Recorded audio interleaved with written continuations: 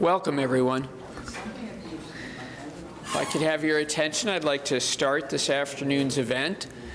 I'm Joe Helbley. I'm the Dean of the Thayer School of Engineering, and it's my pleasure to welcome you to the 4th annual Great Issues in Energy Symposium hosted here at the Thayer School of Engineering.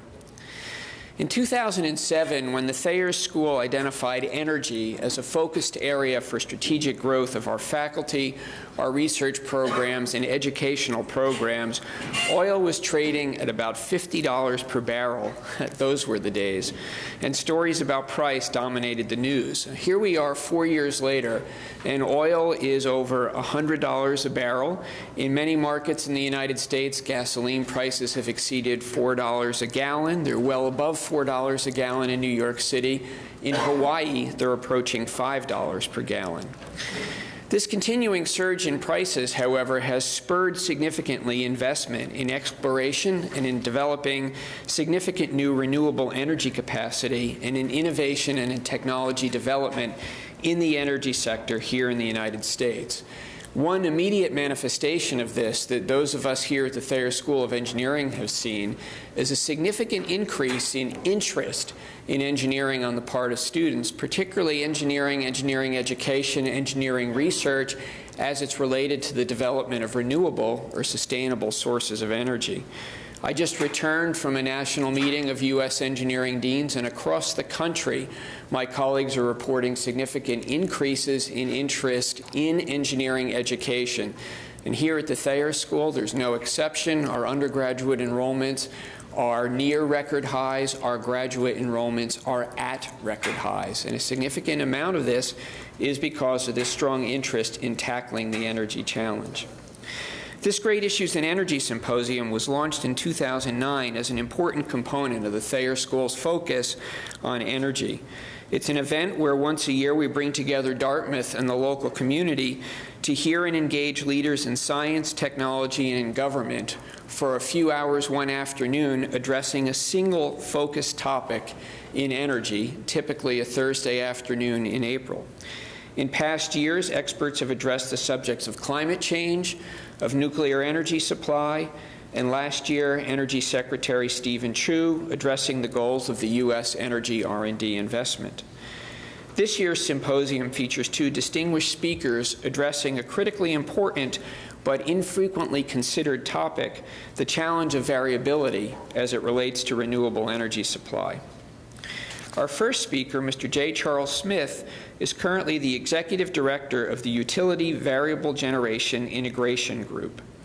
Previously, he served as President of Electrotech Concepts, a power engineering consulting firm. He has over 40 years of experience in the electric power industry, is a senior member of the IEEE Power Engineering Society, a guest editor for the IEEE Power and Energy magazine, and an associate editor for the IEEE Transactions on Sustainable Energy. He received his bachelor's and master's degrees in mechanical engineering from MIT in 1970, and he will offer his remarks this afternoon on wind integration issues and status. Our second speaker, Mr. Hugo Chandler, is a founder and director of New Resource Partners, which advises investors both on renewable energy and complementary energy system investment. Previously, he worked at IEA, the International Energy Agency, where he led analysis of system integration issues relating to variable renewables and was the agency's expert on wind energy. In May 2011, he completed Harnessing Variable Renewables, a Guide to the Balancing Challenge, the IEA's first book on system integration issues. Mr. Chandler's distinguished career also includes work at the European Wind Energy Association in Brussels, the Center for Alternative Technology in Wales, and as a researcher in the House of Commons. Mr. Chandler holds an MSc from Imperial College London. Following the presentations of our 2 distinguished speakers this afternoon, they'll participate in a moderated discussion facilitated by 2 of Thayer School's faculty members who teach and conduct research in the area of energy and the environment. Professor Charles Sullivan is an electrical engineer with expertise in the areas of power electronics, energy efficiency, and renewable energy. and he will be joined as co-moderator by Professor Mark Borsuk, a civil engineer and environmental scientist who applies system modeling tools to a range of problems related to the environment and sustainability. Our format this afternoon will have each speaker presenting his ideas in sequence, and then they'll be joined by Professor Sullivan and Borsuk for a moderated conversation that will include significant audience discussion. At the conclusion of those remarks and that discussion, Professor Lee Lind, a founder of this great Issues in Energy Symposium and one of the world's leaders in the area of sustainable biofuels, will then offer some closing remarks. With that, please join me in welcoming our first speaker, Mr. Charlie Smith.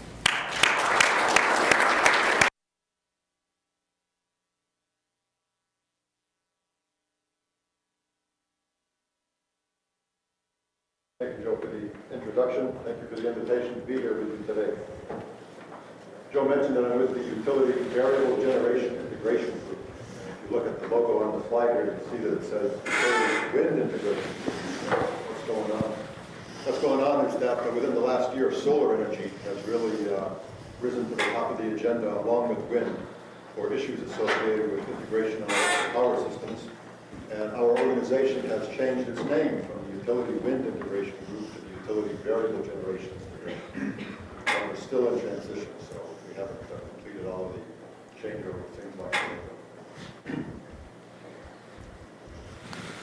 I'm going to go through some of the important issues that we're facing today in the world of wind integration, give you a little bit of overview to begin with, and then wrap up with some conclusions and recommendations. So let me just get right into it. Worldwide, I have data here through 2010 from a slide with the Chinese subtitles, and the reason being that China last year took #1 place in the world in installed wind capacity. It got about 45 gigawatts. The U.S. has about 40. We're adding probably 5 to 10 gigawatts a year, maybe more like 7 or 8. In the middle of that range, China's going to be adding 15 gigawatts a year for the next 5 or 10 years at least. So I think that's a place to really keep your eye on. A lot of exciting developments happening around the world. And also, if you look at this slide, this is a slide of the global market share on the vertical axis versus the number of markets that the companies operate in on the right-hand axis. And what you see that you wouldn't have seen there a couple of years ago is four Chinese companies operating in a single market. On the left, that's the Chinese market, of course, with one, Sinovel, #2 in market share in the world. Only Vestas operates in more markets and has a larger market share overall. That's a very dramatic change in the landscape from the last couple of years. So what's the big deal about wind and solar on the system? And it's really all about dealing with variability and uncertainty. And it's not like variability and uncertainty are something that utilities haven't dealt with before, but it's really different in degree, not different in kind. Utilities have been dealing with variability for a long time. Now just look at the daily load shape. It kind of comes up in the morning, goes down at night, might be a double peak in it, but every utility knows what his daily load shape looks like. He's used to dealing with that variability. He can forecast it pretty well. The amount of uncertainty associated with the forecast is small. Day ahead, you might be looking at a 1 or 2% forecast error. And that's compared with the wind variability and uncertainty. With wind, if you have high penetrations of wind, you can get very large changes over a couple of hours from near low load to near full load and back down again, depending upon the particular weather patterns that you're looking at. The operator can't really get in his mind a fixed sort of pattern of variability to expect. It changes all the time. And the forecasts, looking at day ahead compared to wind forecasts, instead of dealing with 1 or 2% day ahead forecast errors, you're probably dealing with something that's more in the 10 to 20% range. So the variability is higher, the uncertainty is greater, and these create challenges for the operators of the power system. Operators get used to doing things a certain way. They're used to certain patterns. They're responsible for the reliability of the system. They don't really like a lot of change. So they're having to learn to do some new things to deal with this variability and uncertainty. And the key questions really are, how does the wind affect the existing variability and uncertainty, and what kind of costs are associated with managing it? So the way the variability and uncertainty are dealt with in the power systems, the variability is dealt with by accessing sources of flexibility in the system, and the uncertainty is dealt with forecasting techniques. There's a lot of different sources of flexibility in the system, and what I have here is kind of a notional supply curve showing increasing cost for different sources of flexibility. One of the most readily available sources of flexibility is markets. Not every area of the country has organized electricity markets, but many do. Most in the East Coast do. New England does. And there's a lot of flexibility that's available from the markets, whether they be energy markets or capacity markets or ancillary service markets or price-responsive load markets. They have a lot of inherent flexibility that you can access at little or no cost. Flexible generation is another source. Gas-fired generators, combined cycle power plants, or simple cycle gas turbines are a great source of flexibility. Traditional storage, hydro pump storage is a great example. If you have it, you can use it. You use it differently if you have a lot of wind than if you don't have any wind. It costs a lot of money to build new pump storage plants, though, and the sites are limited due to environmental considerations. Wind curtailment is a source of flexibility that not a lot of people like to talk about, but there's a certain balance that has to be made between building new transmission and curtailing wind. Transmission is a very lumpy investment, costs a lot of money to build the transmission line, and if the alternative is spending $100 million on a new transmission line versus curtailing 1 or 2% output of the wind power plant at a cost of maybe $1 million a year, then those kind of trade-offs have to be made. And then there's a lot of buzz around new sources of storage, things like batteries, compressed air storage, which isn't really new, but just isn't very prevalent, flywheels. They have a place, but they're also very expensive, and there's a lot of other sources of flexibility in the system that you can access before you have to get on to storage. There's 3 words that I'm going to be using during the rest of the talk here, have to do with power system operations. And those are regulation, load following, and scheduling or unit commitment, and they refer to actions that the operators take in different time periods. So regulation happens in a short time period from a few seconds to a few minutes. It's the up and down movement of generation just to keep the instantaneous balance between the load and the generation. Load following takes place over minutes, say tens of minutes to an hour or two. It's just the dispatch, incremental dispatch of generation up or down to follow the general shape of the load curve. And then scheduling or unit commitment, which is the pre-positioning of units in the system so that they're available to pick up load, typically done 6 hours to a day ahead or maybe to a couple of days ahead. One of the areas of interest for wind integration consideration is increased balancing cost. A lot of work has been done, both in the US and overseas, to look at what the change in the cost of operation of the system is with wind compared to operating the system without wind or with a source of energy that really doesn't exhibit any variability or uncertainty. It's kind of an artificial comparison, but it's, I guess, the best we could come up with for the time being. And what you find as a function of wind penetration level, when you do these kind of wind integration studies, you look at the difference in the balancing cost, and a lot of that is reserves, the amount of reserve that you have to hold and use to keep the system in balance.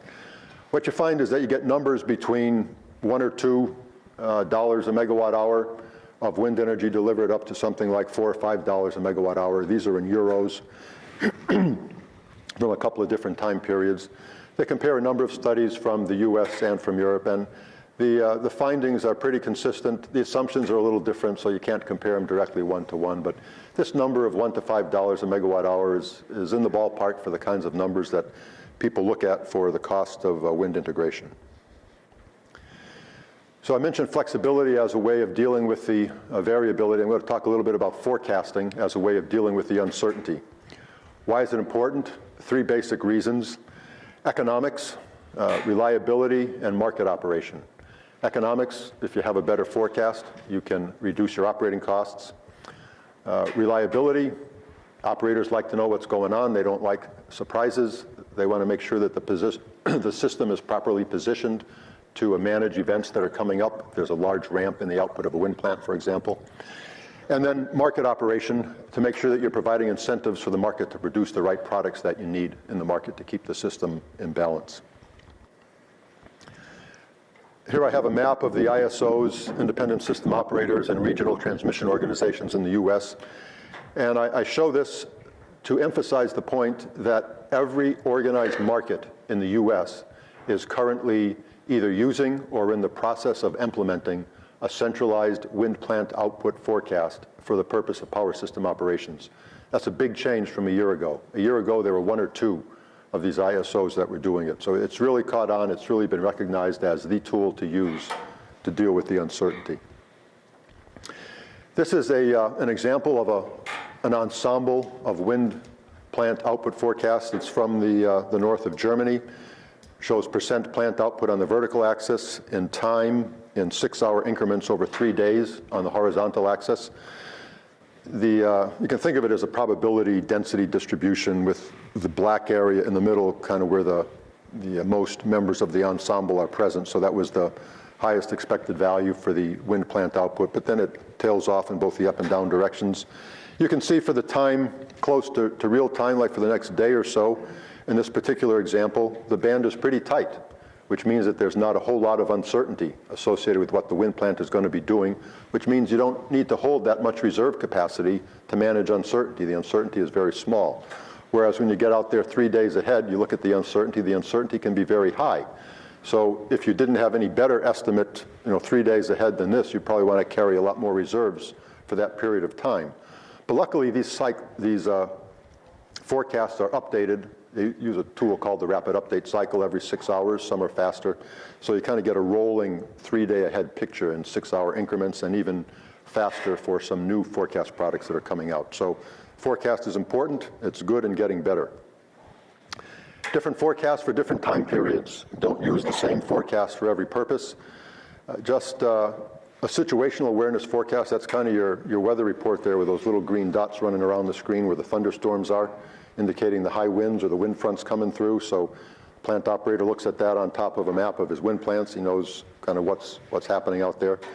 Hour ahead to know when there's ramps coming that he needs to have some other generation, maybe more reserves, pre-positioned to handle. That's more reliability related forecast. Then the day ahead forecast, hourly forecast for a couple days ahead.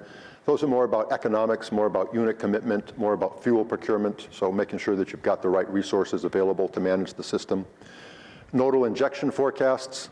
The grid, of course, has transmission lines with nodes, and you want to know where there's congestion in the system, because if there's congestion, you have to change the loading on the lines, which means backing off of some generators and calling on other generators to pick up the load.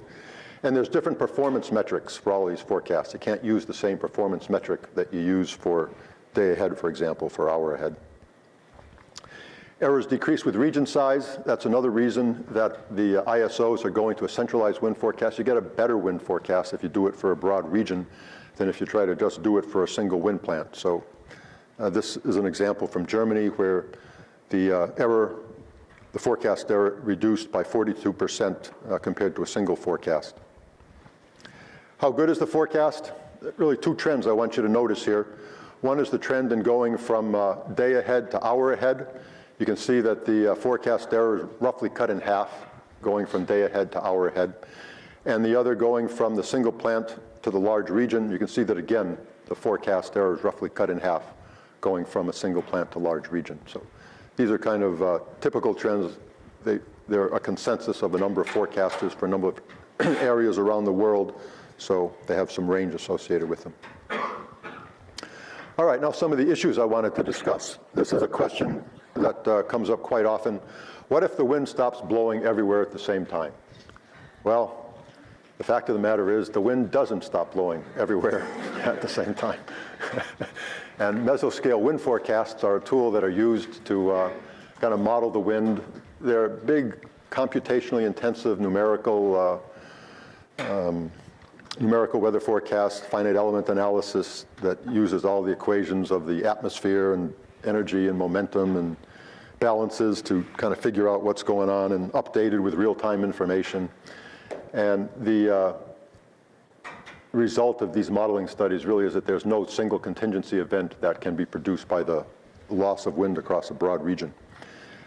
And what I show here is an interesting example from a friend, Thomas Ackerman, from Europe. This is from an area with a fair amount of wind in Denmark. And what you see on the left is the output of a single turbine, and then moving across, the output of 30 turbines, the output of 150 turbines, and then the output of 300 wind turbines.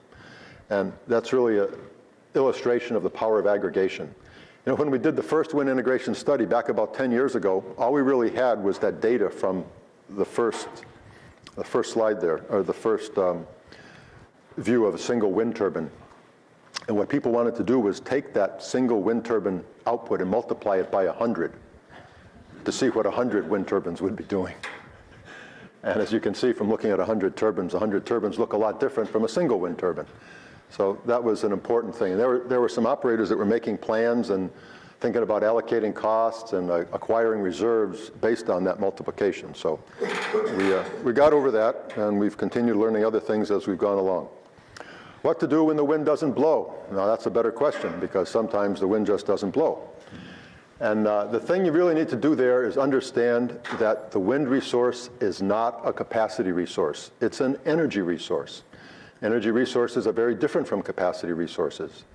The wind energy is typically procured because you want to displace some other form of energy. Typically, you want to displace fossil energy. It doesn't provide capacity, but it typically has a little bit of capacity value associated with it, and you can find that capacity value using a technique called the effective load carrying capability, the ELCC. It's a technique that power engineers have been using for a long time to estimate capacity value of other resources. And you can find a large range of capacity values from a wind plant. It might be 5%, it might be 40%. Depends on the coincidence of the wind plant output with the load that's being served, and also the location of the wind plant. But once you know what the ELCC is, you've got to get on with the job of designing a reliable system, which means adding sufficient capacity to the system to meet the reliability criterion. And that means adding more flexible capacity, because you need the capacity to be able to move up and down faster than the existing fleet is able to do. So here I have a bar graph showing the results of a number of wind integration studies which looked at the capacity value of the wind plants. And you can see that they range from, I guess, 5% up to 40%. My favorite ones are the first two on the left, the New York State Energy Research and Development supported study a few years ago of ISO, the New York ISO. You can see the onshore wind plants have about a 10% capacity value, and the offshore wind plants have about a 40% capacity value, kind of the two of the extremes of the numbers. And what's the reason for that? The reason is that the output of the onshore wind plant is pretty much out of phase with the load. So you get maximum wind plant output when you have minimum load, compared to the output of the offshore wind plant. With the offshore sea breeze in the afternoon, the wind plant output kind of picks up around the same time that the load picks up. So there's much more coincidence between the wind plant output and the load, so it has a higher capacity value. And you find interesting things when you start peeling back the layers of the onion and dig into that. What about energy storage? A lot of people think of energy storage as a kind of a panacea or a holy grail, that if only we had energy storage, we could have all the renewable energy that we need. Well, energy storage is a very important component of the power system. It's a very valuable component. It's a very flexible source of capacity on the system. But if you recall from that chart I showed on the notional supply curve in the beginning, it's a very expensive of capacity. And if you look at the wind integration studies that have been done to date, and two of the biggest that covered almost the entire US with the exception of Texas, the EWIT study and the Western Wind and Solar Integration study, they looked at penetrations of wind of 30% in one case and 35% in the other case. No additional energy storage was required to meet those penetration levels on the system. It's going to be a while before we get to 30% or 35% renewable energy penetration. That number, by the way, is percent of annual energy produced per load, so percent of the load that's supplied by renewable energy. Right now, we have about 2%. So in large, well-functioning systems with large balancing areas, sufficient transmission, energy storage is nice, but it's not a must-do for getting to pretty reasonable levels of renewable energy penetration. I show here a slide from a study that was done out at Lawrence Berkeley Labs. It shows the value of storage on that blue line on the top. And then on the bottom, it shows wind curtailment without the storage in red, and with the storage in black. And you can see that if you out to about 20% wind penetration, there really wasn't much need for storage. And you got a large amount of the value of the wind by the time you got out to 20, a large amount of the value of storage by the time you got out to 20%. But the real message here is that the value, storage has an intrinsic value. And the value doesn't change a whole lot as you get higher penetration of renewables on the system. So if there is a storage site available where you could build storage, in this case it was $1,100 a kilowatt, and it used a system that was representative of an expansion of the WEC system out west. The message here really is if you can find a site to build storage at $1,100 a kilowatt, you should go ahead and build it. Don't wait for the wind penetration to get real high, because if you wait till it gets out to 20%, you're looking at something like $1,500 a kilowatt. Not a big increase in the break-even cost for storage. So if you've got a place to do it and you can do it at an economical cost, you should do it now. Won't too much wind power cause the system to collapse? I heard this question big time after the 03 blackout. A lot of people wanted to say that the wind plant output was destabilizing the system. And that was a concern for a while, and we didn't really know the answer right away. But some subsequent modeling work has been done, and these questions are not just being asked in the US, they're being asked around the world. A lot of modeling work is being done in both the US and Europe and China on this question. And there have been some very detailed simulations with doubly fed induction machines, the so-called Type 3 wind generator, that show that wind plants can actually augment the system stability, that they don't detract from the system stability. And I'm going to tell you about a study. Again, it was the same NYSERDA study I referenced earlier, done by GE for the New York ISO. They looked at replacing 10% of the existing capacity, synchronous machines, with these asynchronous induction machines on the New York system. So that's like 3,000 megawatts on a 30,000 megawatt system, and did some stability simulations to look at the dynamic performance of the system. And this was for a fault on the Marcy 345 kV bus. Marcy is an important high voltage bus in the middle of the New York ISO. If that bus doesn't recover from a fault, then you probably have a blackout on the system. And what you see when you look at both the voltage recovery and the damping on the swing on the voltage, as well as the power flow and the frequency recovery on the east-west line, that the overshoot is less and the damping is better with the power electronic controlled induction generators than with the synchronous machines. And that's because of the very fast controls that are available on the power electronic controls that you don't have on the synchronous machines. So that was a surprise to a lot of people. I was in the room when these results were presented to the system operator at New York, and they just looked at it and said, "That can't be true. Would you guys go home and do this over again and come back when you get the answer right?" And they did go back and look at it again. They found the same thing. The models were good and the answer was right. So other people have been finding this since that time. Grid codes and models. Grid codes really identify the interconnection requirements for generators to the system. We don't really have a grid code in the US. We've got a lot of different interconnection requirements with each of the transmission system operators. The closest thing we have to a single grid code is a FERC order 661A, which came out of the early interconnection process, which was really specific for wind, saying that wind plants had to provide low voltage ride-through. They couldn't just trip off the system when a system fault occurred. And they had to provide reactive power support if they were required to do so as a result of the interconnection study. But there's a lot of other things that need to be accounted for as well, both real power and reactive power. In addition to voltage ride-through, frequency ride-through, the frequency response and inertial response, wind power plants with their power electronic controls are capable of providing those kinds of responses. They're not always asked to. Dynamic models so that the studies can be done, communications so the wind plant operator can communicate with the system operator. A lot of the wind community feels or felt initially that grid codes were kind of a hindrance to their being interconnected to the system, that it was a discriminatory thing. But really, a good grid code is very important and necessary for reliable system operation. And what the wind developers have found since that time,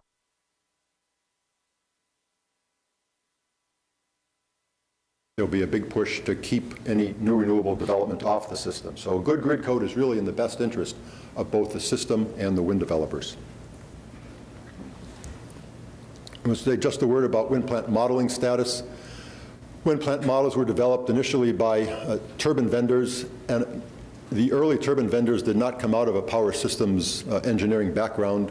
Many of them were farm equipment or farm implement manufacturers in Denmark, and they didn't really understand all of the needs of the power system and the reason why these detailed models were necessary, but they're certainly necessary to do these reliability studies that the transmission system operators need to do.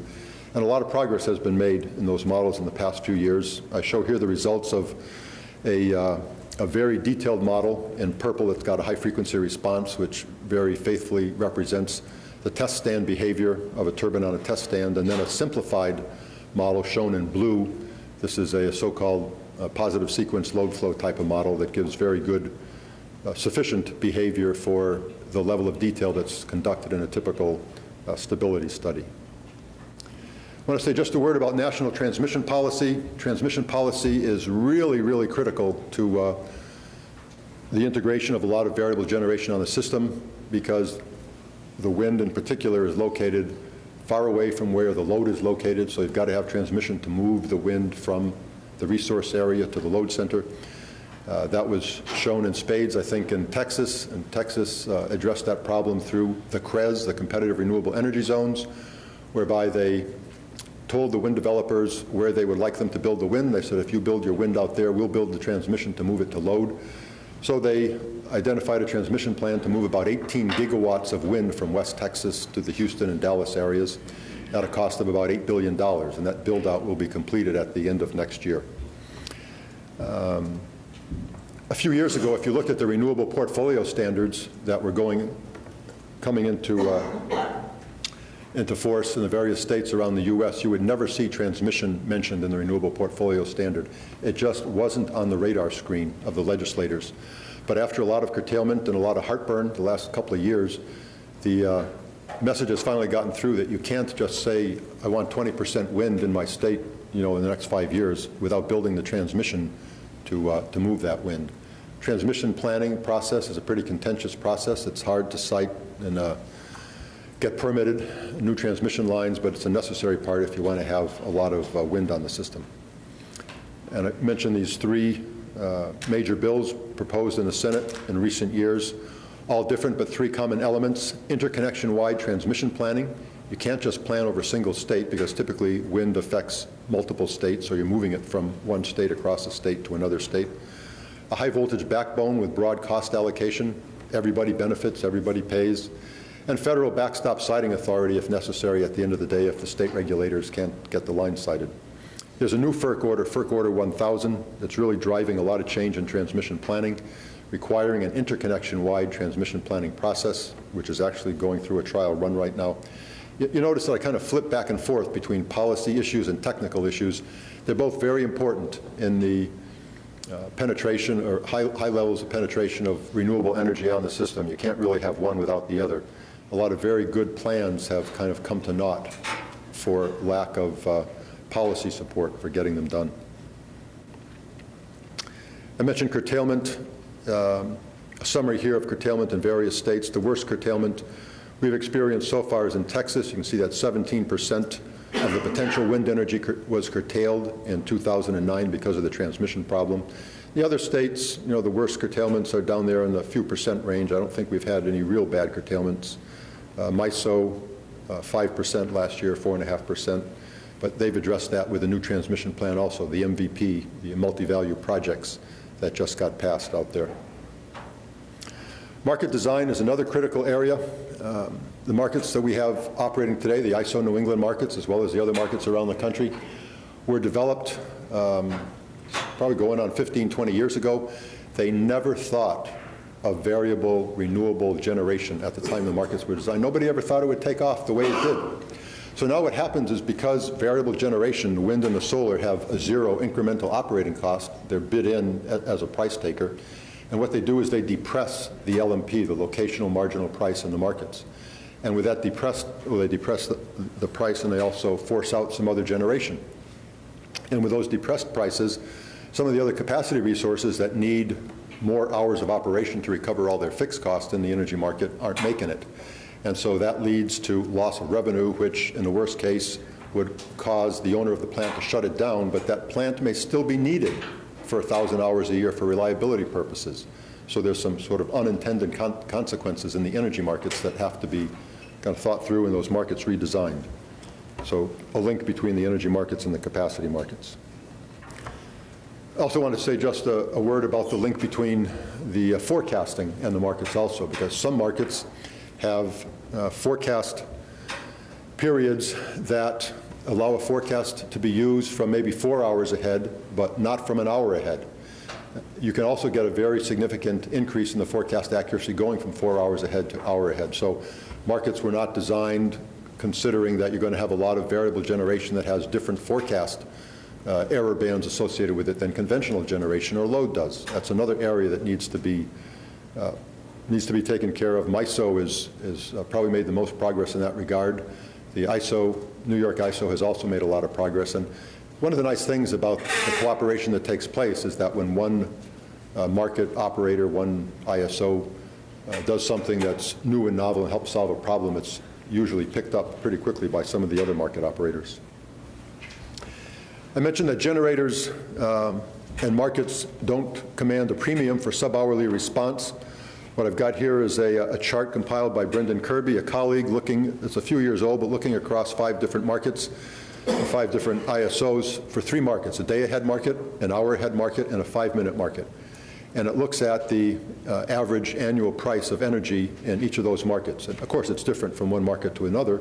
But the interesting thing is how close the energy prices are in the day-ahead, hour-ahead, and real-time market, which says that you can send a 5-minute signal, get a generator to move, and the price of energy, when you settle at the 5-minute level, is not very different from the price that you would pay if you took a position in the day-ahead market. What is very large is the range in the 5-minute market. You can need to send sometimes a large price signal to tell the generator to move. But on average, when you look over the year, the average price isn't that different. So just a word about the NERC, the North American Electric Reliability Corporation, IVGTF report. That's the Integrating Variable Generation Task Force report. It was published 2 years ago with a lot of recommendations for follow-up activity. 12 additional reports are being completed. I think probably 8 or 9 of them are done. There's another 2 or 3 to go. These are the issues that were mentioned as the issues that needed attention for integration of a large amount of variable generation. I think I've touched on most of them. They're pretty well understood. This effort, I think, was a landmark effort because it really opened up the NERC to a broad range of stakeholders which had not really participated in NERC processes in the past. Typically, it had been generation operators and transmission system operators. This opened up the field to the wind industry, to the solar industry, to consultants, to equipment manufacturers, and as a result, I think they got a very good report and a very good view of the industry. So the conclusion is that there's really no fundamental barriers to integrating 20 or 30% of wind energy into the electric system, but it's not going to be done under a business as usual scenario. There's new things that have to happen. There's changes that need to be made. There's a continual evolution of transmission planning and system operation policy and market development in order for this to be achieved. So I want to close with a saying that I heard down in Texas. If all you ever do is all you ever done, then all you ever get is all you ever got. So, thank you.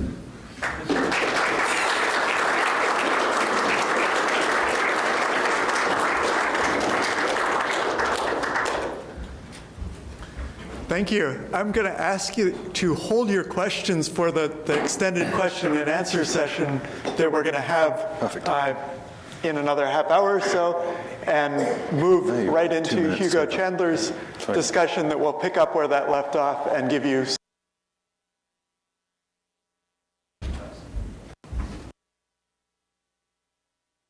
Can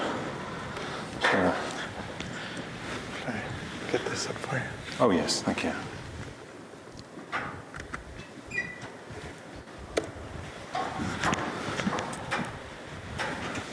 Charlie mentioned his logo, so I'll mention mine. We only finished designing it a couple of weeks ago, so I've never seen it that big before. Quite alarming. I was at the IEA until the beginning of this year. I've just set up a company with a couple of colleagues in London. We were thinking about Beijing, but the air quality was too bad, so we went to London. I'm going to carry on really from where Charlie left off. Charlie's said a lot about where we are today, and there's no two ways about it. Variable generation is disruptive. So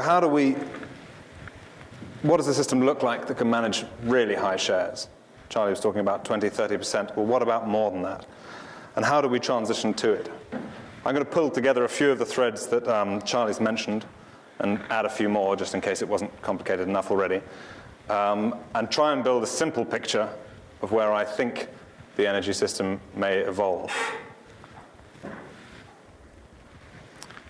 So, first of all, the vision. I use this to sort of symbolize the vision because I worked outside this extraordinary edifice for 5 years and became very used to it. And the title of my speech is Variability, the Journey from Disruption to Banality. And this extraordinary thing, when it was built in 1889 by Monsieur Eiffel as the entry arch to the 1889 World Fair, was radical. Paris was deeply shocked by it. Contemporary headlines ran Eiffel suicide and Monsieur Eiffel to be confined to a lunatic asylum. Despite the tabloids, however, it was a compelling vision. It's a thrilling concept. But now it's just landscape. It's completely banal. So I want to sketch a bit of a vision of a future energy system that's a radical departure from the norm today, expressly to deal with the challenges of variability and uncertainty. The foundations of this vision are renewable, and that's the starting point.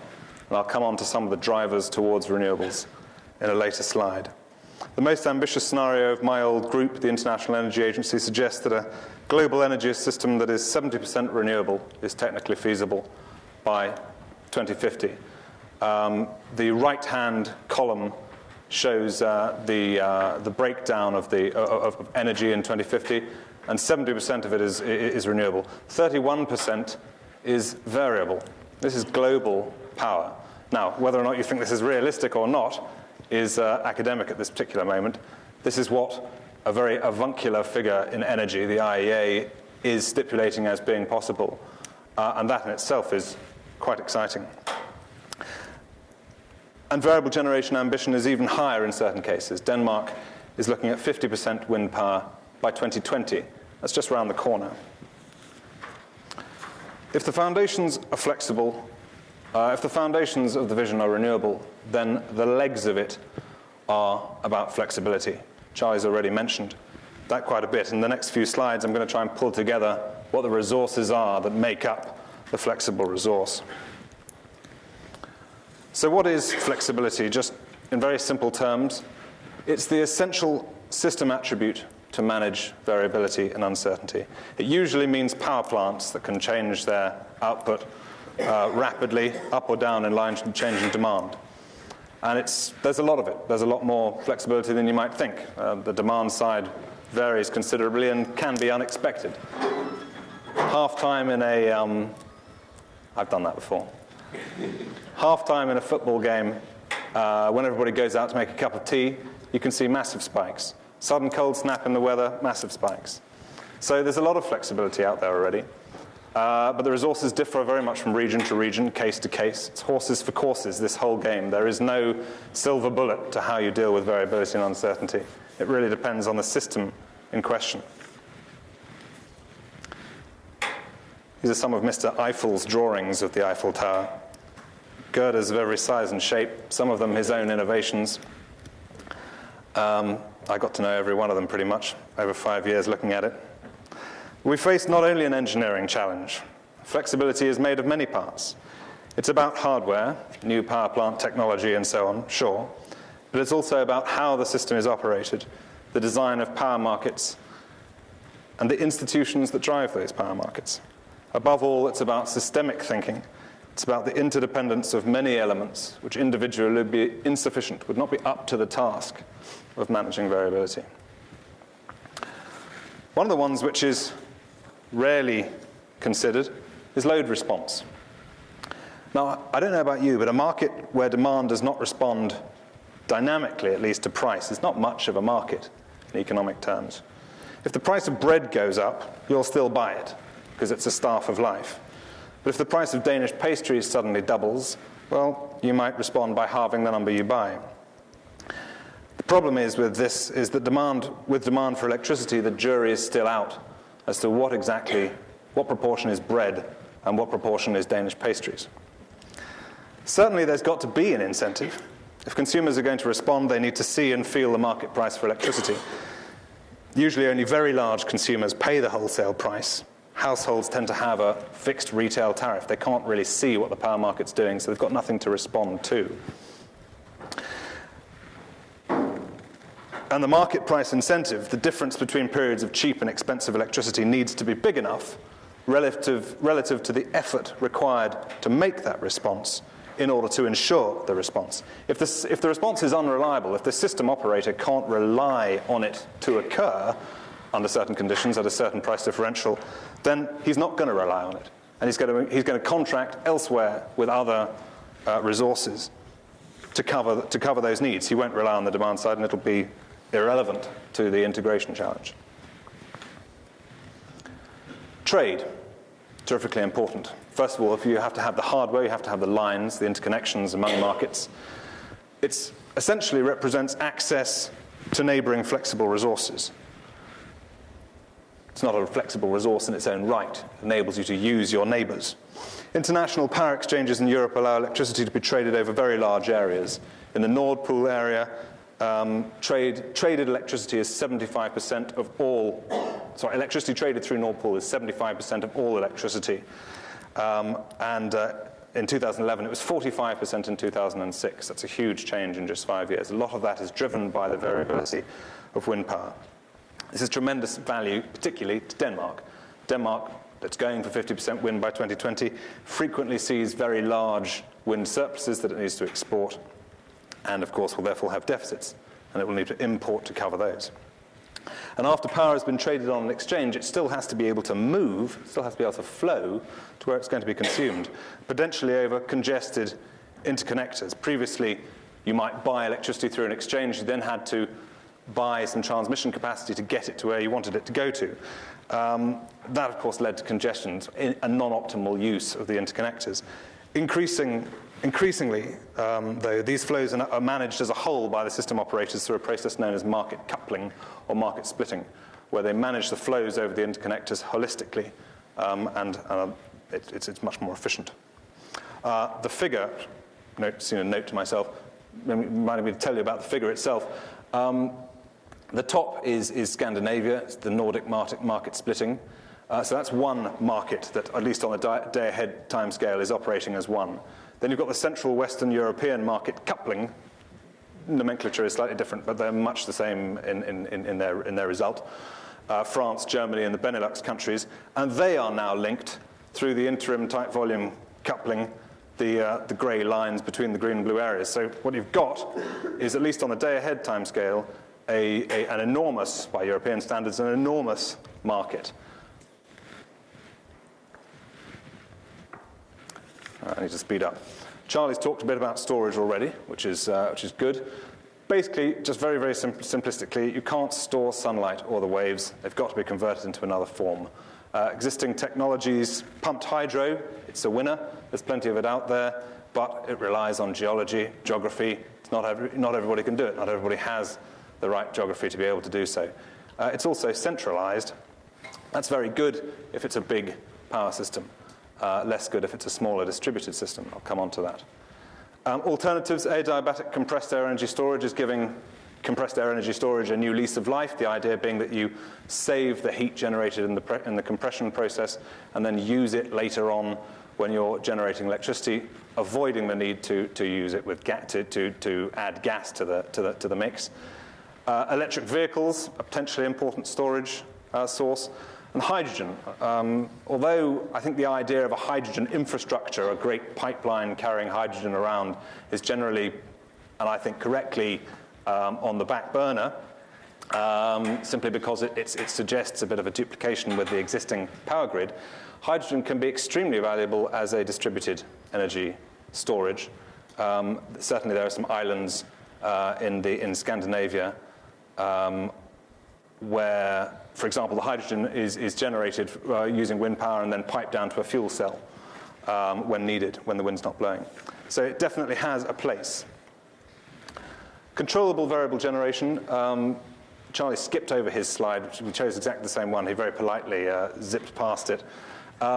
This one shows basically three types of essentially curtailment of wind, but it does represent a source of flexibility. The first is the power rate limitation. So at the top left, so basically the green is what's possible, the red is what you're actually doing, what's actually produced when you're managing it. So you can steady the rate of limitation. The second to the right of that is operating the power plant at a fixed amount below what is possible. And the third on the bottom is an absolute cap on how much you're actually producing.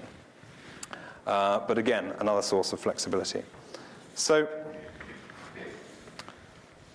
flexibility can be found in the power sector, and there may be more of it than we usually realize. But further flexible resources can be found in the heat and transport sectors too. So the next stage of our vision is sectors merging.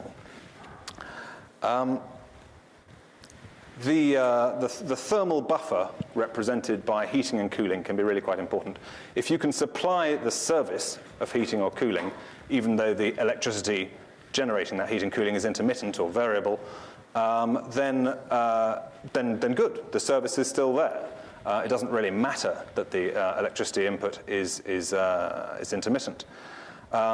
These buffers, these thermal buffers, exist in both space and water heating in domestic households, in office space, in commercial refrigeration.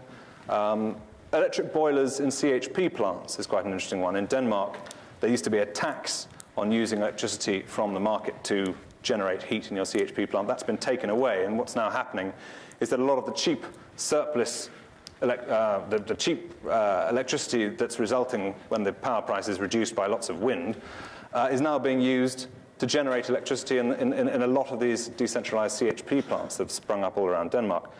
So they're not burning oil and they're not burning biomass, both of them valuable resources which can be saved when you really need them.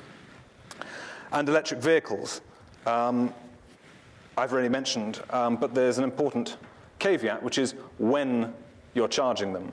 There are a number of ways around it. The important thing is that when they're charging, that should be when the power price is low, because that will be when there's surplus, when the wind is really blowing a great deal, and you need to store it.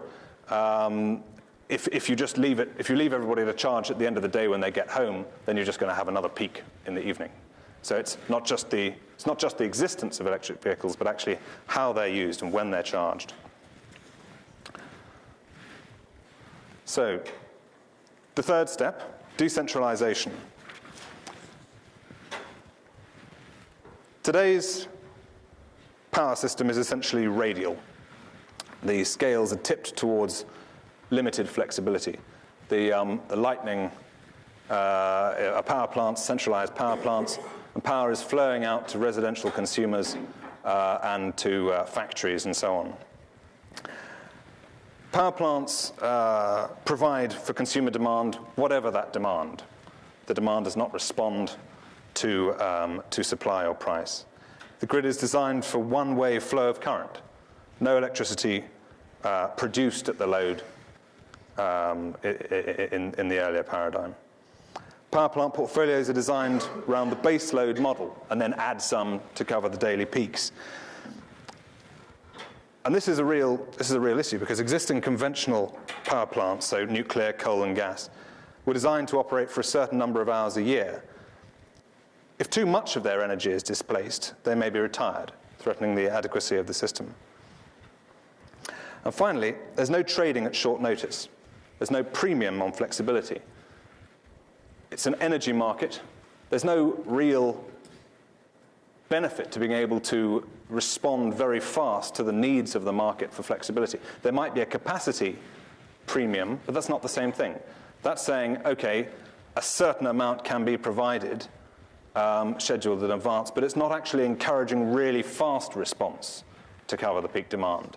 If you've got wind and solar ramping up and down quickly, you want flexible resources filling in the gaps quickly. You don't want to have to ramp them up the day before, otherwise they're just there generating CO2 emissions. So you need or at least what is beginning to be realized, is that the markets need to respond, need to compensate not just the availability of capacity, but actually how fast that capacity is made available. Now, the radial nature of power systems does not suit variable generation. Variable generation is geographically fixed. You can't ship it and pipe it away to a central plant. And the change is happening very, very fast. In Denmark, just 20 years ago, you've got a dozen, I think it's 13 centralized power plants then. And then 20 years later, hundreds. You've still got the central power plants. You've got 5,000 wind turbines. You've got very large numbers of distributed CHP power plants. So the decentralization is going on, in some cases, very quickly. The fourth element, the top of the Eiffel Tower, is the grid. Now, the grid has always been important. And with the technology we have today, we can't do away with it. On the contrary, when you're looking at variable generation, it appears to become even more important. It really is the prime arbiter of potential for variable generation. First of all, it links very far off power plants. Secondly, it links the proliferating number of decentralized power plants. It gives the opportunity to smooth the aggregated output of variable generation over distance. It gives the opportunity to smooth aggregated output of a portfolio of different technologies, wind and solar and tidal and wave all together, all fluctuating on different timescales. It smooths demand-side variability. It even has the potential to shave demand if the power market were able to cover time zones. And very importantly, it provides access to a much larger market, a much larger pool of flexible resources. And it enables this concept that I'm going to come on to called the virtual power plant. It's not just about the existence of the grid, it's got to be a smart grid. And there are various things it's got to be able to do. And the list here, the black bullet points, came out of a DOE committee that described some of the things a smart grid should do. And there's a lot of confusion as to exactly what a smart grid is. But one of the things, the really important thing for the purposes of what I'm talking about now, is that it's a crucial enabler for this concept of virtual power plants. Smart grid means two-directional flow of power and information. And if you're going to have a lot of variable dispersed resources all operating together, that flow of information is absolutely essential. So I'm going to pull together some of the pieces and get them all onto one page, just so we can see what the really important chunks are. So on the left-hand side, you've got flexibility needs. On the right-hand side, you've got flexibility resources. And they've got to marry. First of all, you've got the variability in power demand, and you've got variability in the output of your variable generation, your wind, solar, PV, your tidal, and your wave. They will overlap to some extent. There'll be complementarity between the two. So, for example, a PV plant in a hot country with a lot of air conditioning, the load is going to be ramping up at the same time as the PV output. So there will be some complementarity between the two, and that's why those two buttons overlap. They will be smoothed to some extent, assuming the grid is there, via geographical and portfolio smoothing. And there'll be heat demand, which is also potentially fluctuating, particularly if you've got a lot of CHP. That will be driving the heat demand will be driving electricity output a lot of the time. Then you've got the flexibility resources on the right-hand side. Flexible power plants, coal, gas, and so on, but also biomass, also hydro, also even potentially geothermal. You've got controllable variable generation, so the ability to curtail your output, to smooth your output, or arrange the output in a way that's amenable to the market. Responsive power demand and storage across all three energy sectors. And then in the middle, you've got 5 things which actually enable you to marry them. On a really large scale, you've got an HV-DC, high-voltage DC backbone grid to enable you to move very large amounts, very large surpluses over very large areas with minimal losses, and to fill in any deficits in return. You've got a smart two-way grid that enables power and information to flow between all of the elements of all of the flexible resources at the same time. You've got smart system operation on top of that. So forecasting, Charlie mentioned sub-hourly dispatch, and so on. A way of operating the system, of scheduling the system in a way that enables you to change it at short notice to fit in with variability and uncertainty. On top of that, you've got a flexible power market that is deep. There's a lot of energy in it. It's wide, so you've got a lot of different resources acting together within it. And it's fast. It's not all happening months or weeks ahead. It's happening day ahead, intra-hour, even within 5 minutes. And then on top of that, you need new business models. That might be a demand-side aggregator, for example, or it might be a new way of providing a service with, as opposed to focusing on the provision of electricity, the service derived from the electricity, I mean. So those are some of the aspects. I want to show how they might fit together. This is the Center for Performing Arts in Beijing. Beautiful building. And it's supposed to represent tomorrow, in case you hadn't got that. I'm going to talk a bit about virtual power plants. And virtual power plants are a bit like great music. And that's great with a capital G. Each musical desk or instrument in isolation is just making a noise. But if you put them together, your wind, solar PV, domestic consumers, commercial consumers, biogas plant, hydro reservoir, trade, you've got a virtual power plant. And the piece of music is called The Lights Stay On, which is a good thing. So what exactly is a virtual power plant? Well, it's an aggregation of distributed resources that can be utilized to provide power as reliably as a conventional radial system power plant would be. The important point is that it's as reliable. In this interpretation of it, this drawing of it by EPRI, the Electric Power and Research Institute, you've got wind turbines, small dispatchable power plants, PV, electric vehicles, fuel cells, domestic consumers, large consumers, the works, all linked, held in harmony by the conductor at the center. And the conductor is the control center, communicating with all of these different aspects of supply side and demand side through a smart grid. This is the local level virtual power plant, tied together by a grid, but everything is local. Everything is within a radius of let's just say 100 kilometers or something like that. The other end of the scale, you've got virtual power plants that might be market-wide. Of course, the important point here is that the grid actually exists to support it. This is the Kombi Kraftwerk. Anybody who remembers the group Kraftwerk will be amused by that. Germans love that phrase. It translates as combined power plant. It's 36 wind plants, wind, solar, biogas, and pumped hydro plants. I think it's 4 CHP plants, 1 pumped hydro power plant, and the rest are solar and wind. And they're spread across Germany.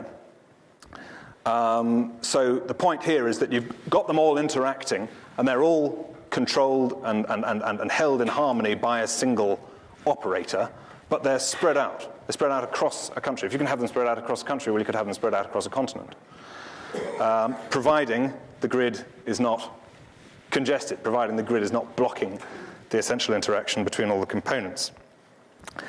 Time. I think I shall move on. We've got to get from today to tomorrow, and unfortunately just sitting and waiting for it doesn't work. A common destination. I'm suggesting, in this vision of how things might go, that we have a common destination in OECD, Organization of Economic Cooperation and Development, so the wealthy countries, predominantly in the Northern Hemisphere and the Western half. OECD countries on the one hand, and undeveloped countries and less developed countries on the other hand. My proposition is that we're all heading towards a common destination, one that is renewable, flexible, and based to at least some extent around the concept of a virtual power plant. But we have different starting positions globally. OECD countries have elaborate systems already. Underdeveloped countries and less developed countries may have some grid, but it's considerably less evolved. More to the point, you've got 1.5 billion people unserved, so essentially a clean slate. And the radial approach may have been tried but may actually be failing. This is a telegraph pole in Delhi. And basically what people have just done is just slung a hook up over the line, and they're just pulling current off it. It's not only messy, but obviously it's phenomenally dangerous and incredibly inefficient. Transmission and distribution losses in India are something like 24% of all electricity generated. On top of that, you've got to add another 10 to 15% stolen. That is a lot of lost energy. In Delhi, the total losses are 42%. That's compared to about 5% in the OECD. So the point is maybe the radial version isn't working there. Perhaps there's elements there that are not right for that market, for that system. Now this is a figure I'm playing with at the moment, and I've just sort of started developing. From the bottom to top, you've got 2012 going up to 2050. And from the left to the right, you've got virtual power plant paradigm on the left, and you've got a kind of radial paradigm on the right.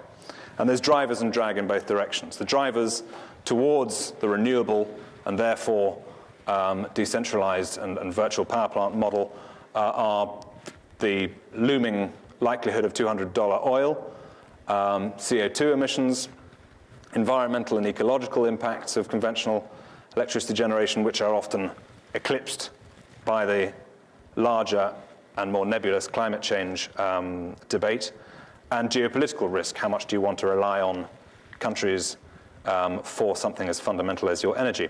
And drag, of course, sunk costs vested in. You've got companies that have already put large amounts of money into power plants. Well, they don't want to lose them until their power plant has been, fixed costs have been recouped, and the power plant has come to the end of its life. So sunk costs are a big drag. Existing practice is a big drag. You can't teach an old dog new tricks, and there are an awful lot of old dogs involved. You know, those old dogs have been doing an incredibly good job for a very long time, so they're not to be sniffed at, to continue the analogy. The fact is they're still old dogs. And there's just general inertia, therefore, resulting from that. So the idea here is that the OECD wealthy countries' strategic energy policy has to evolve for climate, environment, economic, security reasons. And so there's going to be a transition, the blue line, transitioning from the radial approach over towards the more nodal, the more distributed and more renewable model. But in contrast, the undeveloped countries, including many of the African countries, are starting almost from scratch. And it may be cost-effective to leapfrog straight to renewables and virtual power plant rather than taking the route through the radial approach. Now, that of course, assumes that the economics add up. But if renewables, which was our primary concern, which was our first assumption, if renewables are indeed the way forward, then the likelihood is that virtual power plants will follow, in which case UDC could leapfrog straight to them.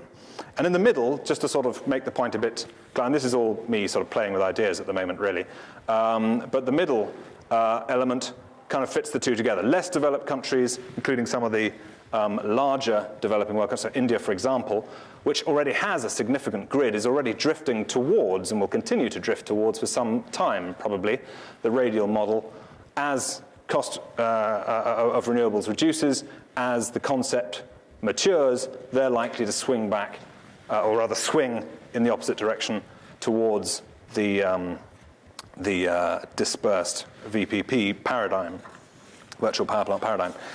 No, I'm definitely talking too long now. So, I'm suggesting that in undeveloped countries, the virtual power plants are likely to be local. You've got 1.2 billion of the 1.5 are rural, so there's no grid. So the idea is that these will mushroom independently as autonomous miniature power systems, as microgrids, if you like. They will continue they will form around load areas, and then in time would presumably interconnect. That would enable more sharing of flexible resources, and the microgrids essentially evolve to become more like interconnected virtual power plants. The more you're interconnected, the less flexible resource you need, the more you can rely on your neighbors, so you can retire some of your no longer necessary flexible resource, providing the power plant owners let you do that. So that's the sort of vision of how things might go in the developing world. Postcards from tomorrow. This is the most southwesterly island in the Canaries off the west coast of Africa, El Hierro, and it's basically a fully independent, 100% renewable microgrid. At the bottom, you've got a reservoir. At the top, you've got a larger reservoir. You've got a pumped hydro system using wind power to pump water up the hill so that when the wind isn't blowing, the water can flow back down again and drive the generator. It replaced an existing 10-megawatt diesel-fired system, and there is a small oil-fired backup plant in case the wind doesn't blow for a really long time. But anybody who's been to that island or recognizes that coastline can see how unlikely that is to happen regularly. Surplus wind is used for desalination, and as I say, to pump water up to the reservoir. So that's the small scale, the microgrid, the tiny, autonomous, isolated version of the story. And then a completely different scale and spectrum, the Desertec initiative, a single continental scale market carried on an HVDC backbone, linking geothermal in Iceland to concentrating solar power in the Persian Gulf. So you've got every conceivable type of renewable energy generation linked together. So you've got a massive portfolio spread, a massive geographical spread, and various storage plants interlinked in there as well. And presumably virtual power plants would be a business model within that. They're not the only way of doing it, of course. You could just have them all operating independently through a fast, flexible, deep market. The two can go together. So, my final words, you'll be relieved to hear. Firstly, a question. Is the virtual power plant the business model to enable the transition from the radial to the nodal system? And I want to remind you, though, of the local option and the potentially continental scale option. Geographical and/or portfolio spread are essential for renewables, for variable renewable, for wind and solar PV and tidal and wave and run-of-river hydro. The more spread there is, the more, in a sense, capacity credit they will represent. The grid is the essential matrix. You can't do without it in either of the two versions I've presented, and that grid needs to support a vigorous, dynamic market. I'm suggesting that the transition will be, over the next decades, from radial systems to nodal systems, using local resources first, but then increasingly interlinking through an HVDC backbone. The key challenge is to get more grid. There is a lot of public antipathy to grid. It stops crucial lines for 10, 15 years being built in Europe. I gather it's the same in the US. So that's the fundamental challenge. How do we get more grid fast? And so we need innovation. We need innovation in technology, and we need innovation in business models. And that's it.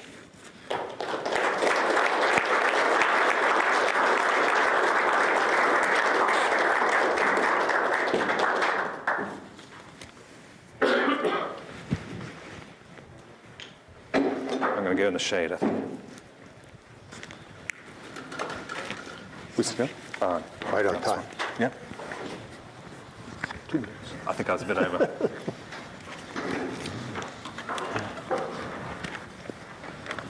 Thank you both for a very engaging and interesting discussion.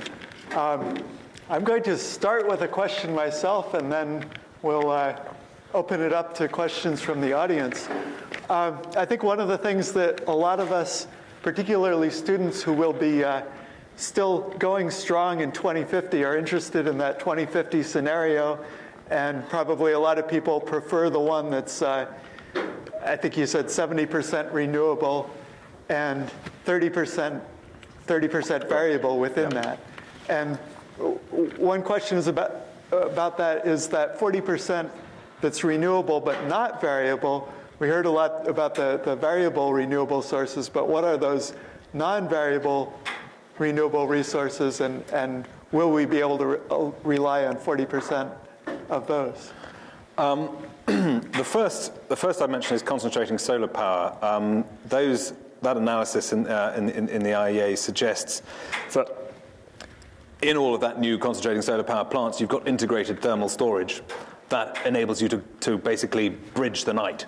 And so that's not included. If you wanted to include it, it would shift the proportions, but it's part of the 70%. Hydropower is a very large slodge. A lot of the very big hydropower has been taken up, but there is still potential left. And I'd have to check with the modeling people exactly what numbers are. Geothermal, biomass, and all the different types of biomass, including biogas and so on. Okay, thank you. Charlie, I would also mention a similar sort of study that's actually going on in the U.S. at the present time. It's just about done. It's being conducted by the National Renewable Energy Laboratory, NREL, under support from the DOE. A number of the other national labs are also invited to participate. This is called the 80% renewable scenario. So we'll Even better. We'll see Hugo's and raise them 10. Nice attitude. It's got about 50% variable generation in it, 50% wind and solar, but that includes the solar thermal also. I guess not really a variable source, but it's in the 50% number. The other 30% was roughly 10% geothermal, 10% biomass, and 10% hydro. And this scenario was actually run with a production costing program, an hourly production costing program with some simulated data for a year's period. And the program solved, so it looked like it was a plausible scenario. We should see that report, I would guess, in the next month or two. It's been a long time coming. So who's doing that? NREL? NREL, yeah. So as we go from, you were talking about 20 to 30% variable, and that's now 50% variable. Are there new challenges that come in at that point, new technologies that are needed, or is it simply doing everything you were talking about but doing it better and more completely?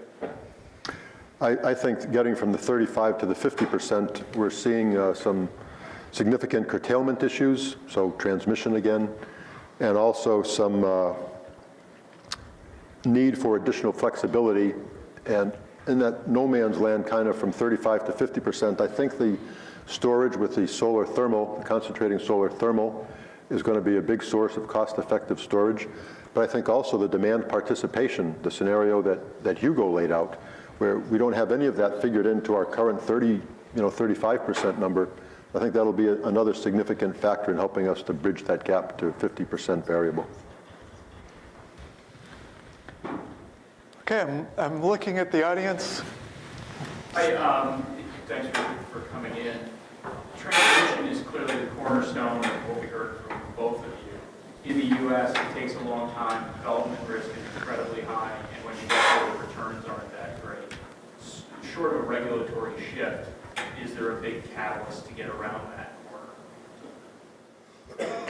Well, in the U.S., let me, I mentioned in one of the slides that this FERC Order 1000 is creating a change in the transmission planning activities in the U.S.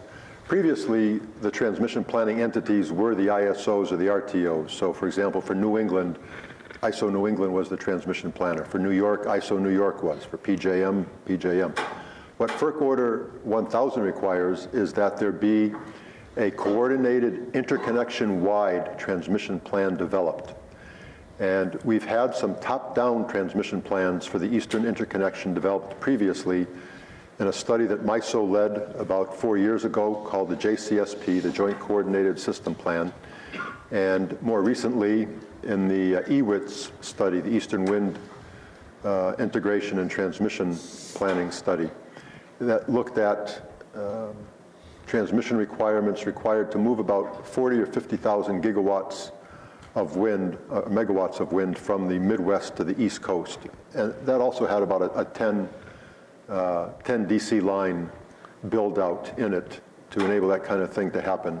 There's a lot of pushback from different regions of the country for different reasons in that, but there was not a bottom-up study done. These were kind of ISOs looking from the top down, but now as a result of FERC Order 1000, actually It preceded FERC Order 1000. It was part of the ARRA funding, the American Reinvestment and Recovery Act funding. It provided about $80 million for the Eastern Interconnection, the Western Interconnection, and ERCOT to each do an interconnection-wide transmission planning process. It was kind of in anticipation. It was either in anticipation of FERC Order 1000 or FERC saw that going on and decided that it was a good idea, so they would include it in Order 1000. I'm not sure which came first. But that's requiring each of the transmission owners to participate in this process from the ground up. And there's kind of two tracks, which I think is really good. One is the technical track of the transmission planners. The other is the policy track. The state regulators and some legislators and NGOs and environmental organizations are participating in kind of a parallel process, interacting with the transmission planners, helping to define the scenarios, asking questions, helping to get buy-in from the rest of the stakeholder community to whatever plans come up. And the real driver for this whole transmission planning process is the integration of variable generation. Nobody was even thinking about this before we started talking about putting 20 or 30% of our annual electricity from wind and solar on the map. So it's really the variable generation needs that are driving this process, and I think that the process is evolving. I think that the plans will be developed. It's a long, slow, tortuous process, but I think it's moving in the right direction. We're not at the end of the road yet, but I have hope that we'll get there. Can I just add something on there? I don't know what the returns are like in the US. I know that, for example, in Germany, TenneT, which bought the transmission that used to be owned by the vertically integrated utility E.ON, has recently announced that they're not going to build any more offshore transmission to potential offshore wind farms than the ones that they've already planned, because the transmission use of system charges that they're getting are too low. And they were actually reduced quite recently, slightly bizarrely, by a regulation. So that's a very good point. But on the other hand, the entire German transmission network recently has basically, in the last few years, has been sold. Because it was bundled. The generator was owning transmission, and that was bad for competition and so on. So they were forced to sell their transmission. A lot of the buyers were financial consortia of investors, funds, pension funds, that sort of thing.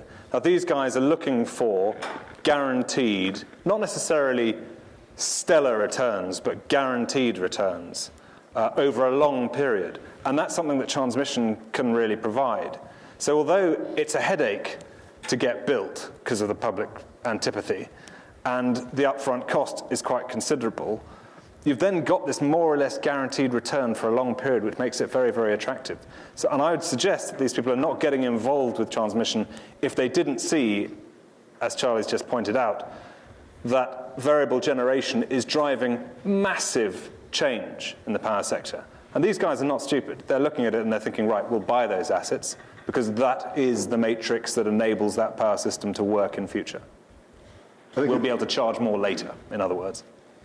I think you've also got some very savvy investors in the U.S. looking at some merchant transmission line projects. I think it's the Clean Energy Partners looking at those 4 HVDC lines in the Midwest, linking some Midwest wind resource zones with some of the eastern markets, kind of outside of the traditional process, but probably will have to go through the process before they're finally approved and permitted. And the returns, I think that the FERC regulated returns are up in the 10, 11, 12% neighborhood.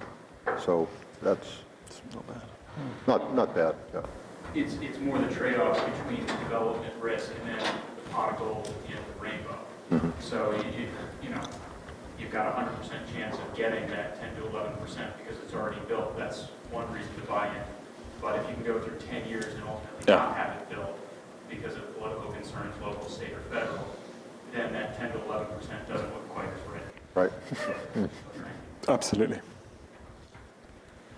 Yes? Hi. I think my 60s and 70s roots will be showing in this question if I can articulate it at all. I think these are wonderful, grand visions that both of you have, and yet to me what seems small about it, and maybe you could just say who's talking to whom or this true, that the currency, so to speak, is electricity, and it sounds great that you could feed things into a grid from different virtual power plant and have control variability factors, but I'm just thinking about my own house that has solar hot water. The scuttlebutt has it is that people aren't talking about solar hot water anymore because it's so much easier to just sort of shove everything into the idea of having electricity go out and electricity come back, which is seems quite inefficient, is my understanding. So I was just wondering about appropriateness of other forms of energy for the end uses that are not necessarily electric, and do you know if there's a lot of communication going on about that sort of thing? Thanks. Asked something. I'm not sure. You did. Very good question. And I completely agree with it. In my presentation, I'm definitely guilty of trying to find as many possible ways of dealing with variability and uncertainty. And the objective here was to say, how would we deal with it and come up with a vision which does that. I'm not saying that every single domestic water heating device should be using variable wind supply from the cheap electricity from the grid when the wind is blowing. I think your question is absolutely right. It's all about horses for courses. It depends on what your resources are and what your needs are. This sort of vision, if it is that, is very much loaded to what it's slightly contrived, heavily contrived, to deal with the questions of variability and uncertainty. But it doesn't dismiss local alternatives, particularly a domestic solar water heater system. I mean, it's a no-brainer. And in Australia, you can just run a black hose pipe out into the garden and then run it back in through your window. Domestic water heating, there it is. It doesn't seem like there's much awareness that any people have that's a possibility. They just think electricity will do it all. So Well, it's a successful market, I think, is the other thing. Right. People are buying them. They work. The payback is short. It's I think I'm right in saying. I mean, it's generally a good technology. Doesn't mean it shouldn't be shouted from the rooftops, of course. I want you to know that I just requested a proposal from a local installation company for a rooftop hot water heater. If I could ask a question. Here we are in an engineering school, and I think engineering students are often excited about the energy issue because they see it as a technical one and are interested in applying technical and analytical skills to the problem. Yet, as it was presented today, it sounds as if it's largely a logistical problem, maybe partly a business model problem, and also perhaps a political problem. Can you comment on the possibility for innovation, in technical innovation, in some of the aspects that you talked about today? It may be some previously unexplored career opportunities, for example, for students who may not necessarily be interested in developing new photovoltaics or developing improved technology associated with, say, wind technology. Also, might there be other options for classically or trained engineers to be involved in perhaps aspects related to operations? It might suggest some support for operations research or analytical modeling or management science type skills to renewable energies. Any thoughts on that? I'll take a crack. I think you should go first, Daniel. On the mechanical side, just on turbines themselves, there's a lot of innovation going on turbine controls. One of the areas is just individual blade control, blade pitch control. With the very large rotors, the swept area has such a diverse wind cross-section that it sees that each blade can be controlled with a separate control algorithm so that you have independent three-blade control of the wind turbine. A lot of work going on in that right now. That's one from the mechanical section. From the electrical section, the design of electric machines, permanent magnet electric machines for type 4 wind turbines, a full power electronic converter control with a permanent magnet generator, or other novel machines that can be used with a full power output converter. I think that's an area where a lot of interesting work is going on right now. On the operations research side, the tools that the power system uses both for planning and dispatching of these renewable resources, which are stochastic resources, are deterministic. They were built in the days when we just had thermal resources on the system, and we pretty much understood the thermal resources. They were deterministic processes, not stochastic. But when you look at the scheduling algorithms and the stochastic nature of the resources that are being dealt with, and the forecasting, for example, you really want probability distributions of what the wind plant output is going to be hour ahead or day ahead for your scheduling purposes. And you need stochastic unit commitment, for example, a stochastic tool to deal with that probabilistic information and provide the kinds of risk-based assessments that the operators need. So I think there's opportunities in electrical, mechanical, and operations research, if you will, for integration technology. I'd add to that, just at the risk of harping on about grid all the time, the public acceptance and political correctness of new transmission is, as I keep saying, a huge problem. Cabling is a way around that, as is the use of conductors which can carry more current with the same infrastructure, the same size of tower, and so on. But both are very expensive. Cost reductions in these technologies is absolutely vital. The Danes are going to, once again lead the way a bit here. I mean, they're going to underground their entire medium-level voltage grid by 2030, and all of their very high-voltage grid, all new high-voltage grid by 2030 as well. And that will presumably use a lot of new technologies, but it's still very expensive. And that's a challenge. Get the costs down of cables. It's hugely important. It doesn't sound very glamorous, but that's probably because I don't know the elegant engineering terms. I'm not an engineer. But the task is of massive importance. Thank you.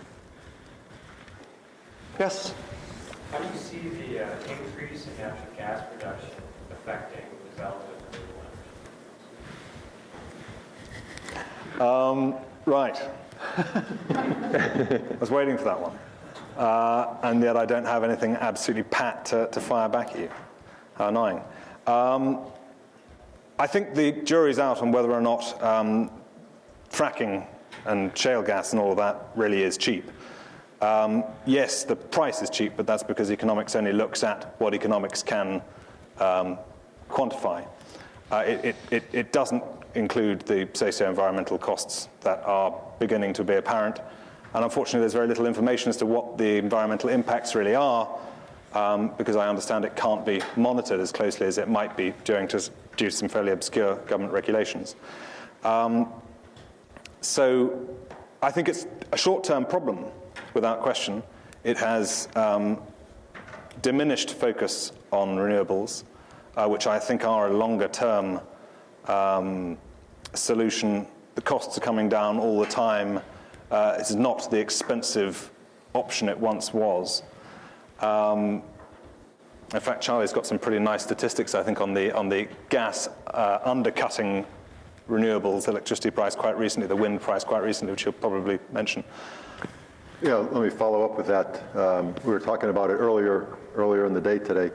If you look back about 4 years when gas was around $10 a million BTU, if you looked at the average annual market price of electricity or block of electricity in some of the organized markets around the U.S. and compared that with the average price of a new wind plant going in, you'd find that the average price of the block of fossil-based, typically gas on the margin, was maybe up in the 6 to 8 cents a kilowatt hour range, and the wind plants would be down in the 4, 5, 6 cents a kilowatt hour range. So the wind plants were clearly cheaper than the energy from the gas plants, the energy from the wind plants, cheaper than the energy from the gas plants. And there was a pretty clear, short-term, simple-minded case to be made for the economic case for renewables.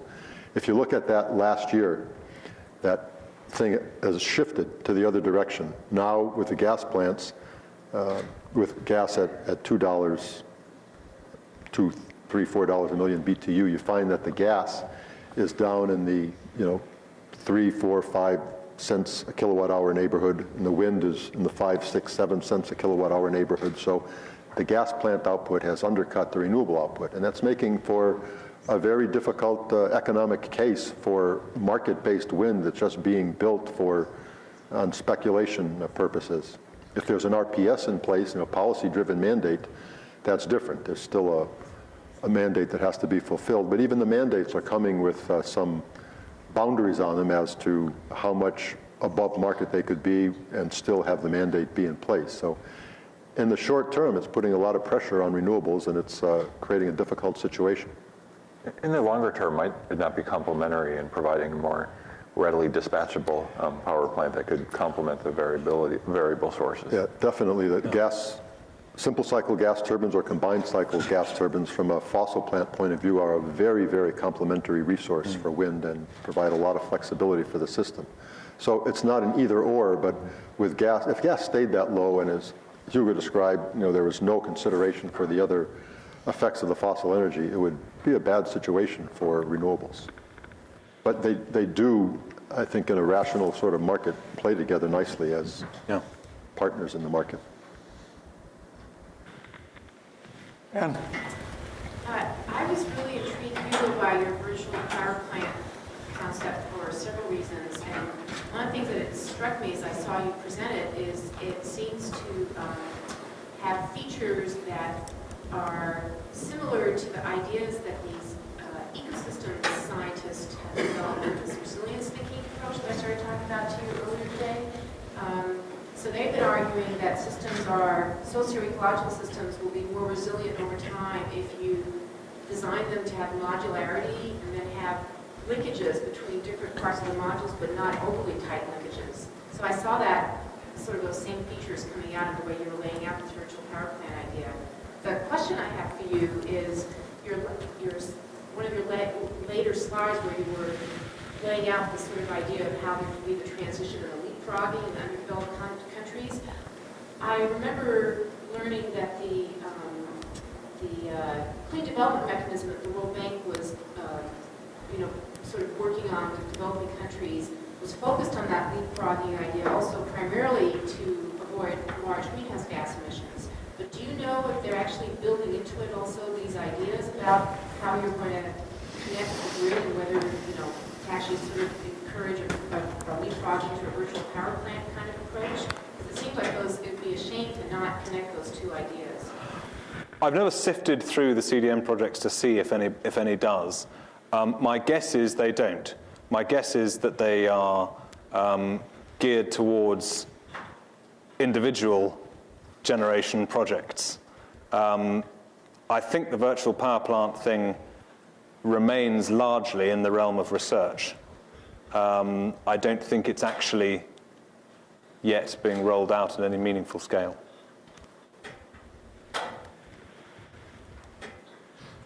We need to change that. I think we may. This is what I was presenting is not a complete vision yet, and there are a lot of far brighter people than I thinking about it.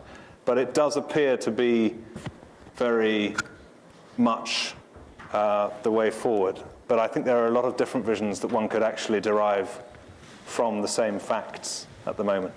So I wouldn't put all of my money on that horse. I'd put a good two-way bet on. I imagine there might be complementary benefits regarding security issues. Is that correct? Would you expect overall it would heighten security risks in terms of, say, for example, terrorism attacks, or diminish the possible risks of outages due to attacks? Does it make the whole system truly resilient to that kind of activity, or perhaps more sensitive? I think it depends on how it's done. If you look at definitions of smart grid, most of them will say a smart grid is resilient to attacks. By definition. By definition, it is resilient. If it's not, it ain't. Okay. But obviously that depends entirely on how it's done. Yeah. You also hear it said that the smart grid and more communication control interfaces spread out across the distribution system provides more opportunity for entry points. Mm-hmm. So, yeah. Mm-hmm. Right. Yeah. Come. Can you tell us anything about the different CO2 emission scenarios associated with different renewable futures that you presented that came out of the IEA study? Right. Not much is the answer to that. I assume they're better than business as usual. They're better than business as usual. The figure I put up, the chart right at the beginning, which suggests this 70%, that's in line with the 450 parts per million threshold. But the World Energy Outlook, which is the sort of main IEA, you doubtless know, extrapolates from the WEO, which stops at 2030, 2035. But yeah, that's in line with 450 ppm, I think. Yeah. I don't remember the equivalent numbers in ppm for the U.S.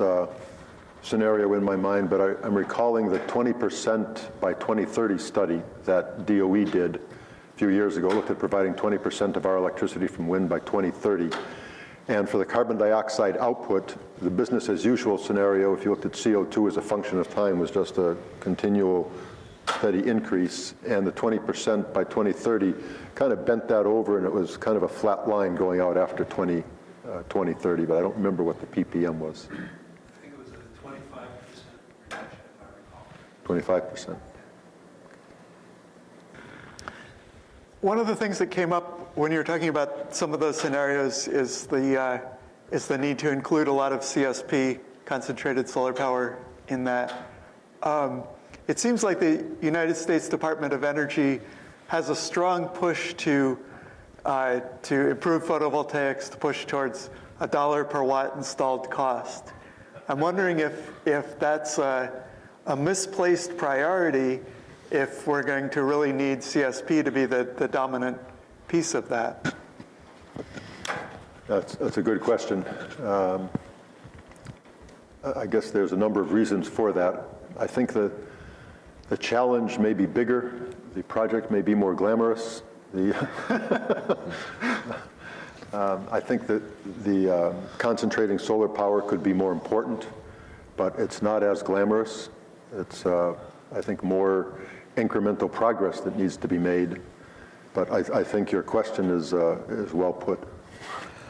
I think PV has shown such dramatic and tremendous reductions in cost in the last couple of years that, you know, it's so impressive that you can't help but be in slight awe of it and think, right, okay, we've got to put lots of focus on PV. It's doing so well. You know, cost has halved in 2 years. CSP has been around for longer.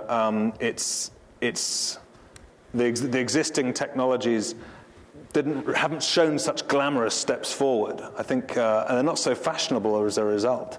But I think it may be about to see a new lease of life. I mean, often these technologies, often these things are dictated by fashion and money that's actually put into R&D sectors.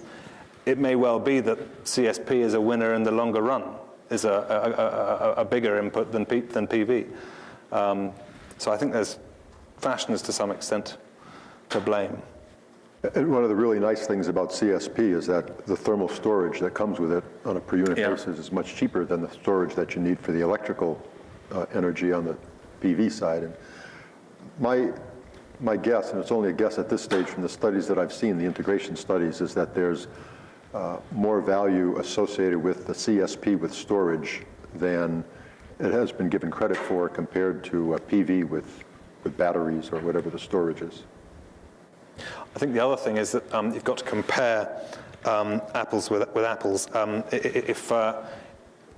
If you're thinking about building a CSP plant and you're comparing it to the cost of generating electricity using a diesel-fired power station, well, you might think, well, that diesel fire's cheaper, so I'll do the diesel. But maybe you shouldn't be comparing it with that.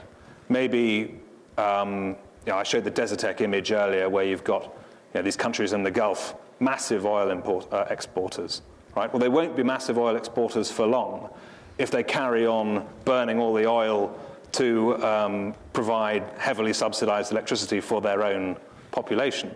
I think Saudi Arabia's exports would be dramatically cut. I think I'm right in saying in about 20 years' time, almost to very little indeed, if they carry on just burning it to make cheap electricity at home. So really, you should be comparing the cost of production with the opportunity cost of not exporting the oil. Cool. Something similar can be battery technologies.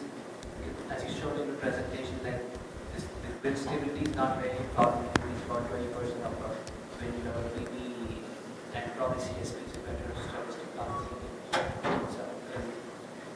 Yeah, I think the battery research is being driven more by the electric vehicle application than it is by the bulk storage application. I think the bulk storage application is trying to ride on the coattails of the EV application.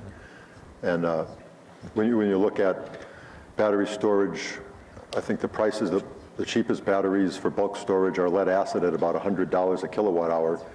And the prices only go up from there as you look at the more advanced batteries of sodium sulfur or the lithium ion batteries. They're up in the $200, $300, $400 a kilowatt hour. So those prices are really sky high for bulk power system applications.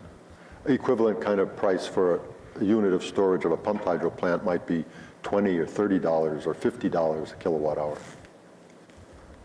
We had a question in the back. I'm curious how or if increased adoption or projected adoption of stable renewable generation like hydrokinetic has impacted your forecast for variability from renewable generation. I have to say that I missed it. There was some noise in the background that... I wonder how or if increased adoption or projected adoption of more stable renewable generation, like from say hydrokinetic or small hydro, has impacted sort of the worries from the ISOs or from your perspective about the variability from renewable generation. I think the looks that have been made on tidal power or hydrokinetic power generally don't show variability to be an issue. So my perception on the technology there is that it's probably 10 years behind where the wind technology is. It's at an earlier stage of development, but if it could be as successful in its progression as the wind turbine technology has been, I think that it could make meaningful contributions and it wouldn't be considered as a variable source. Or if it was tidal, I mean, the variability is very well understood, very predictable.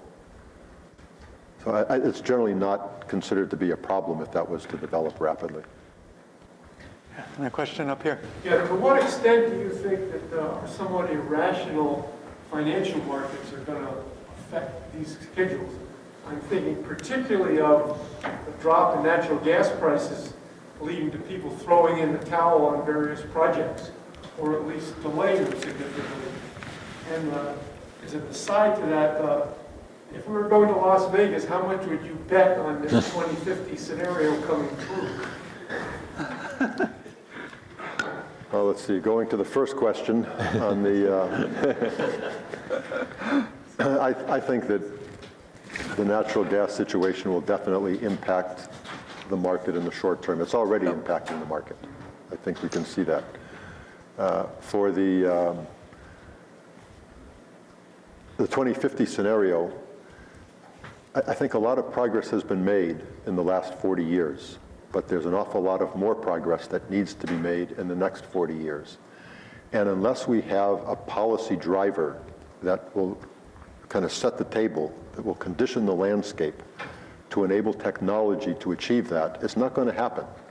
I think the technology is capable of achieving it, but I don't think we have the policy, and right now I don't think we have any immediate signs of a policy coming into place that will provide the driver that will allow that to happen.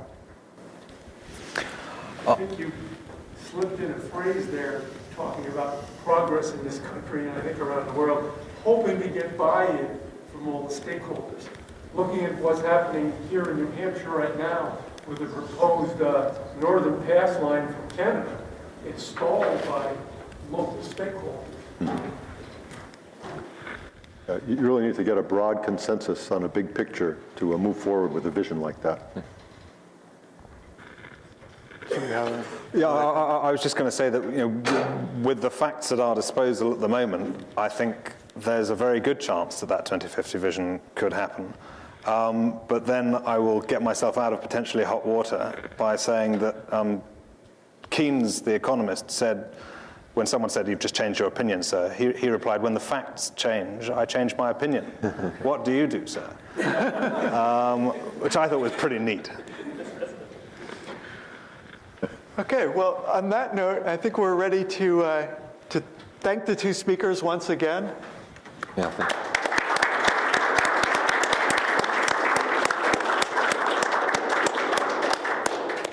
and move to a few closing remarks from Professor Lee Lind.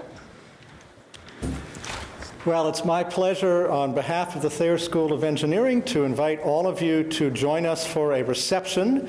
You go out this door and turn to your right and go down the stairs, and there should be lots of refreshments there. You know, it's interesting. I've seen some plots recently versus time from year 0 to year 2500, so 2.5 millennia. And if you look at CO2 along that time, it's pretty level, and then all of a sudden it's shooting up. If you look at fossil fuel use, it's pretty level, and all of a sudden it's shooting up. If you look at population, it's pretty level, and all of a sudden it's shooting up. So this is an unprecedented time in human history, and it's going to take a tremendous amount of imagination and ingenuity to navigate this smoothly. And so I'd like to add to Charlie's thanks that I think we've seen you've really illuminated two things. You've illuminated the complexity, maybe three, and the challenges, but also given us a great sense of possibility from a very deep and informed perspective. And I'm going to ask people to join me in thanking our speakers once again. And please join us next door for the refreshments. Thank you.